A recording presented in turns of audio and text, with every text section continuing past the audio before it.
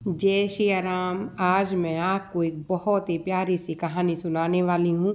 सन्यासी बड़ा या ग्रस्त। किसी नगर में एक राजा रहता था। उस नगर में जब कोई सन्यासी आता तो राजा उसे बुलाकर पूछता, भगवान, ग्रस्त बड़ा या सन्यास? अनेक साधु आते, कोई कुछ उत्तर देता तो कोई कुछ उत्तर देता। कई सन्यासी को बड़ा बताते, पर यदि वे अपना कथन सिद्ध न कर पाते तो राजा उन्हें ग्रस्त बनने की आज्ञा देता, और जो ग्रस्त को बताते थे उन्हें सन्यास लेने के लिए आज्ञा देते। इस प्रकार होते होते एक दिन एक सन्यासी उस नगर में आ निकला और राजा ने बुलाकर वही अपना प्रश्न पूछा।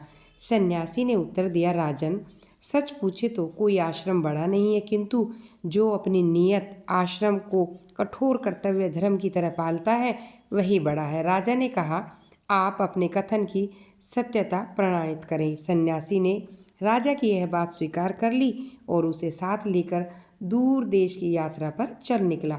घूमते घूमते दोनों एक बड़े राजा के नगर में पहुंचे। उस दिन वहां की राजकन्या का स्वयंवर था।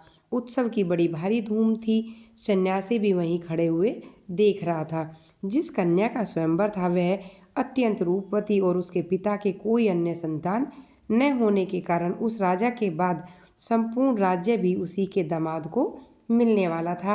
राजकन्या सौंदर्य को चाहने वाली, इसलिए उसकी इच्छा थी कि मेरा पति बहुत सुंदर हो, और देश देश के राजकुमार इस स्वयंवर में जमा हुए। राजकन्या उस सभा मंडली में अपनी सखी के साथ घूमने लगी।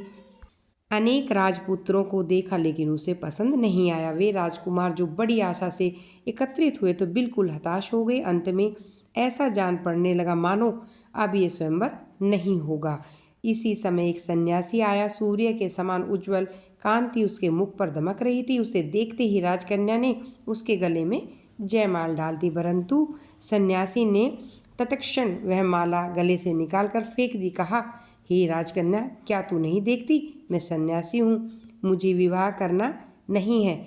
यह सुनकर राजकन्या के पिता ने समझा, सन्यासी भिखारी होने के कारण विवाह करने से डरता है, इसलिए उसने सन्यासी से कहा, मेरी कन्या के साथ आधे राज्य के स्वामी हो, आप अब स्वीकार करें, कन्या के साथ विवाह करना है। किंतु सन्यासी इस पर भी राजी नहीं हुआ। साधु के गले में फिर से लड़की ने माला डाली, किंतु सन्यासी ने उसे निकालकर फेंक दिया और बोला, राजन, विवाह करना मेरा धर्म नहीं है। ऐसा कहकर वह तत्काल वहां से चल देते हैं, परंतु उसे देखकर राजकन्या अत्यंत मोहित हो गई और वह बोली, विवाह करूंगी तो इनसे, नहीं तो मर जाऊंगी। ऐसा कहकर वह उसके पीछे चलने लगी। हमारे राजा साहब सन्यासी यह सब हाल वहाँ खड़े हुए देख रहे थे। सन्यासी ने राजा से कहा, राजन, आओ हम दोनों भी इनके पीछे पीछे देखते हैं क्या परिणाम होता है। राजा तैयार हो गया। वे उन दोनों के पीछे थोड़ी अंतराल पर चलने लगे। चलते चलते सन्यासी बहुत दूर तक घोर जंगल में पहुंच जाते हैं। उसके पीछे राजकन्या भी उसी जंगल में पहुंचती। आगे चलकर वह सन्यासी अदृश्य हो जाता। बेचारी राजकन्या बहुत दुखी हुई, घोर भयभीत होकर रोने लगी।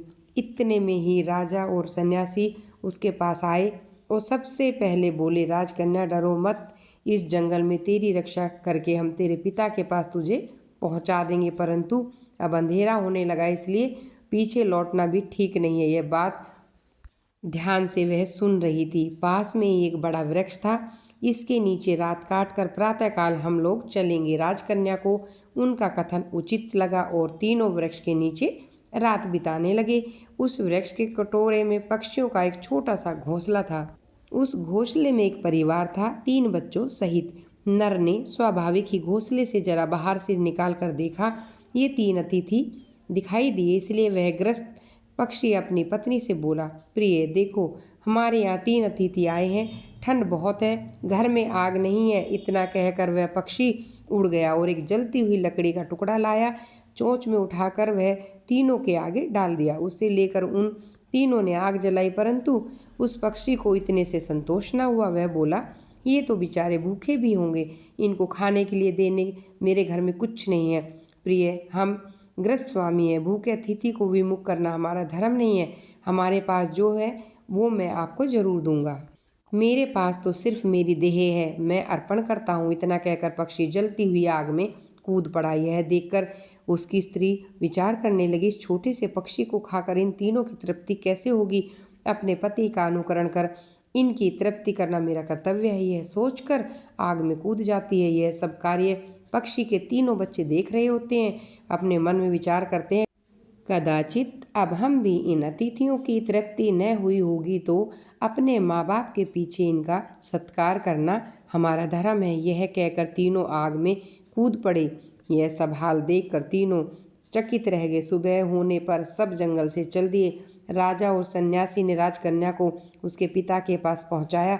इसके बाद सन्यासी राजा से बोला, राजन, अपने कर्तव्य का पालन करने वाला चाहे जिस परिस्थिति में हो श्रेष्ठ ही समझते हैं। यदि ग्रस्त आश्रम स्वीकार करने की तेरी इच्छा है तो उस पक्षी की तरह परोपकार के लिए तुझे तैयार रहना चाहिए, और यदि सन्यासी होना चाहते हो तो उस यति की तरह राजलक्ष्मी रति को भी लज्जित करने वाली सुंदर उसकी अपेक्षा करने के लिए तुझे तैयार होना चाहिए। कठोर कर्तव्य धर्म को पालन करते हुए दोनों ही बड़े हैं।